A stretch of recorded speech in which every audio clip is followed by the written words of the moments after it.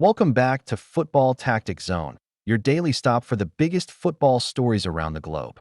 From dramatic transfer sagas to injury blows, bold predictions, and international headlines, we've got you covered.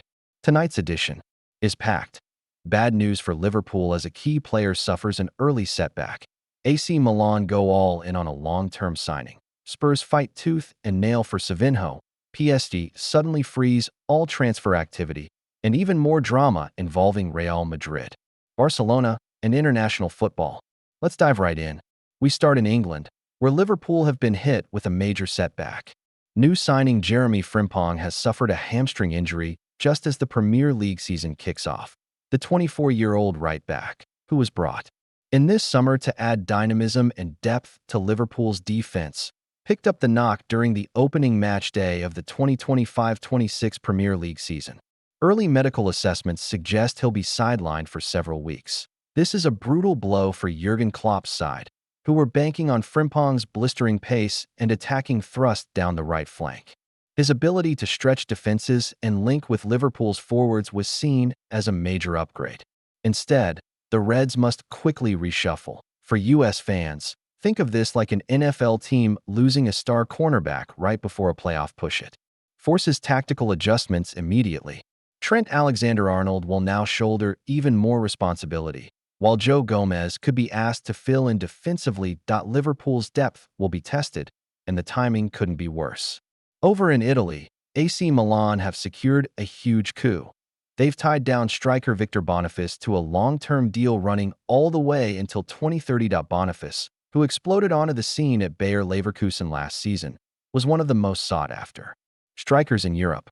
Milan moved quickly to secure him, agreeing to an initial loan deal with a purchase option reportedly worth between €24 million and €30 million. The Nigerian forward's physicality, hold-up play, and sharp finishing give Milan the type of focal point they've been missing since Zlatan Ibrahimovic's departure.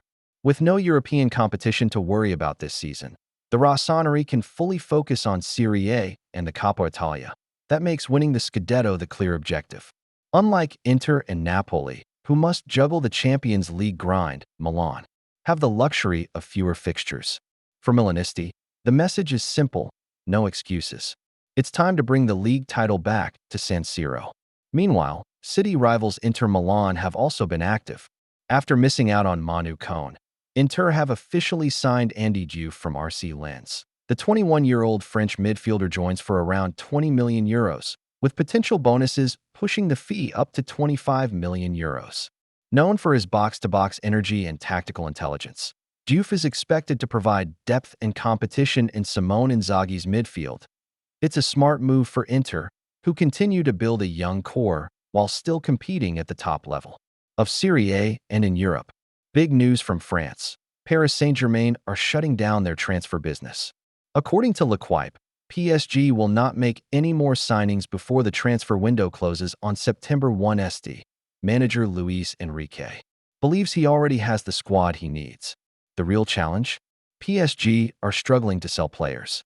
High-profile names like Gianluigi Donnarumma and Marco Asensio are among those they've been trying to offload, but so far there are no takers. This is a dramatic shift for PSG, who usually dominate the summer market with flashy signings.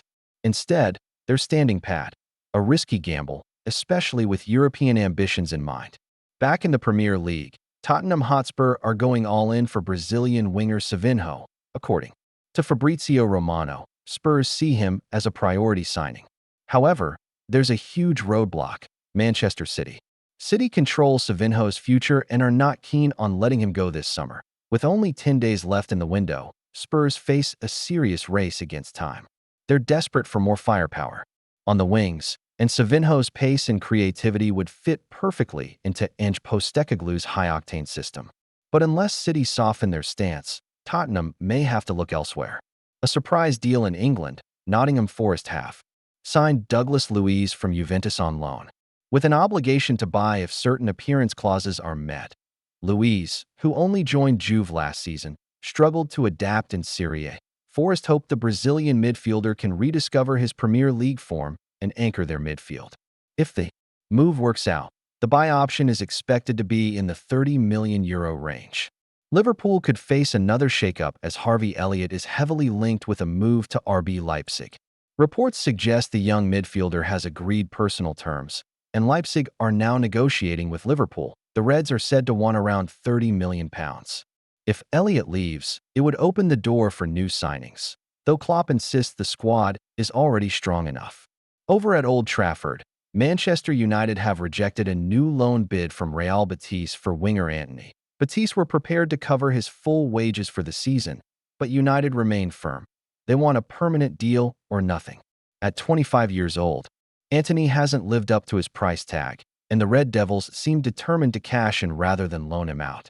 Off the pitch, politics intersected with football in Turkey.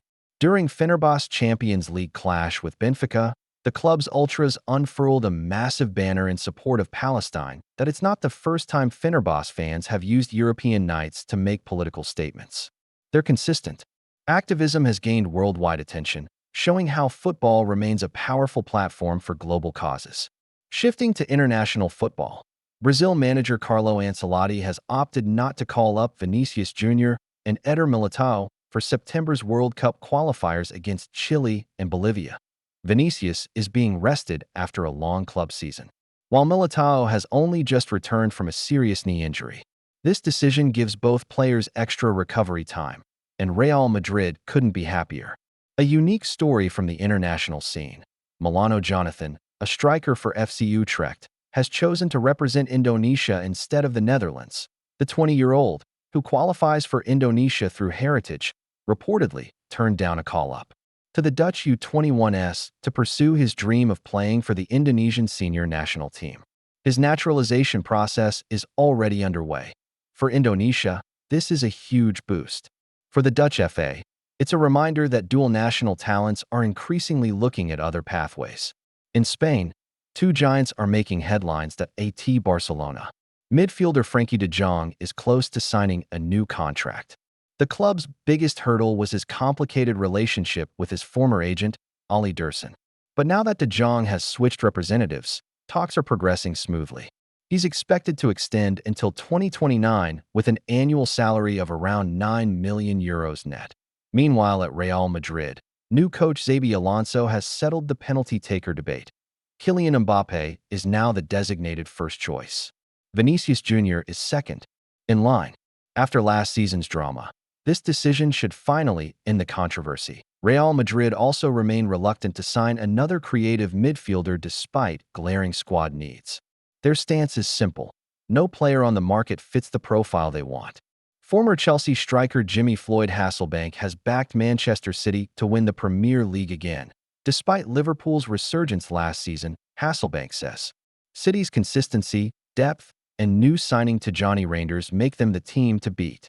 Reinders made a dream debut, scoring and assisting in a 4-0 opening win over Wolves. Meanwhile, at Manchester United, youngster Kobbie Mainoo has heaped praise on new signing Matheus Cunha, calling him a top striker who brings a new dimension to United's attack. Over in La Liga, Atletico Madrid have confirmed that midfielder Alex Baena has suffered a minor muscle injury. He's expected to miss 2 weeks, meaning he'll return after the September international break. While not a long-term blow, it's still frustrating for Diego Simeone's squad. And that wraps up today's FTZ Daily. From Liverpool's early season injury crisis to AC Milan's bold long-term move, Tottenham's transfer battle, and PSG's shocking decision to freeze signings, the football world never sleeps. Make sure you like, comment, share, and subscribe to Football Tactics Zone so you never miss a single update. Thanks for watching, and we'll see you tomorrow with even more breaking football news.